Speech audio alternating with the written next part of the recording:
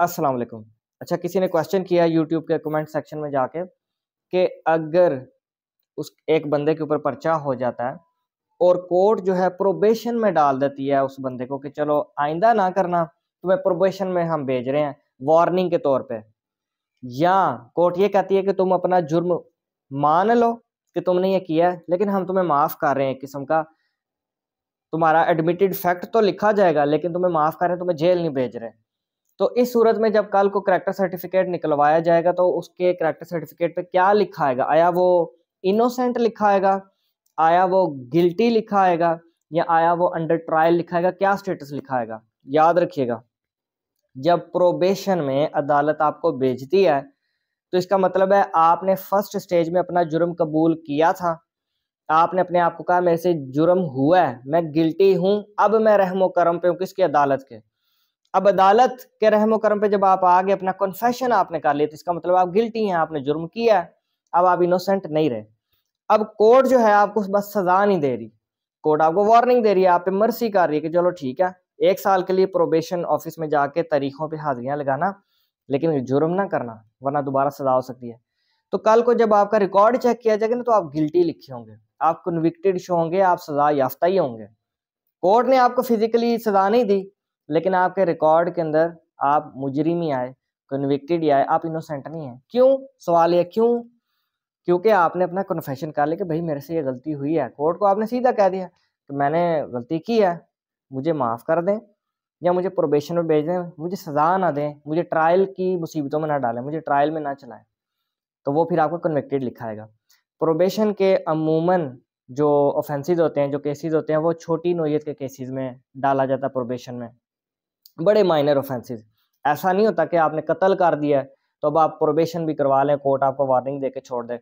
आपने दहशतगर्दी की है या दहशतगर्दी का पर्चा हुआ है तो कोर्ट आपको कहे चलो आइंदा ना करना, आपको वार्निंग दे रहे हैं, आप प्रोबेशन पे। ऐसा नहीं है।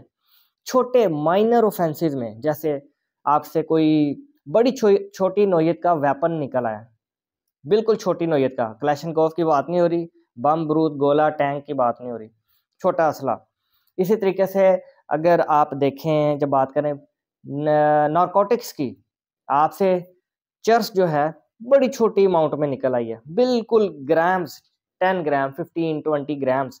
गर्ज एक 100 ग्राम से अगर नीचे निकली है और आप पे पर्चा हुआ है क्योंकि पुलिस ने आपको पकड़ लिया, तो कोर्ट इतनी थोड़ी अमाउंट देखते हुए कह सकती है कि चलो आइंदा ना करना, लेकिन तुम्हें हम सजा याफ्ता लिख रहे हैं, तुम्हारा रिकॉर्ड में कन्विक्शन आ गई है कि तुमने ये जुर्म किया था, क्योंकि तुम मान रहे हो अब, लेकिन तुम्हें हम सजा नहीं दे रहे, तुम्हें ट्रायल की मुसीबतों में नहीं डाल रहे। याद रखिएगा, उसने पहले एक मुलजिम कन्फेशन करता है और कहता है जज को कि मुझे प्रोबेशन पे भेज दें, मैंने ये किया लेकिन मुझे सजा ना दें। ये उस सूरत में होता है।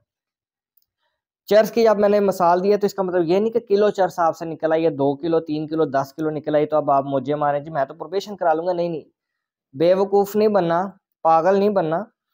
आपकी प्रोबेशन उसी सूरत में होगी जब आप उसके लिए क्वालिफाई कर रहे होंगे।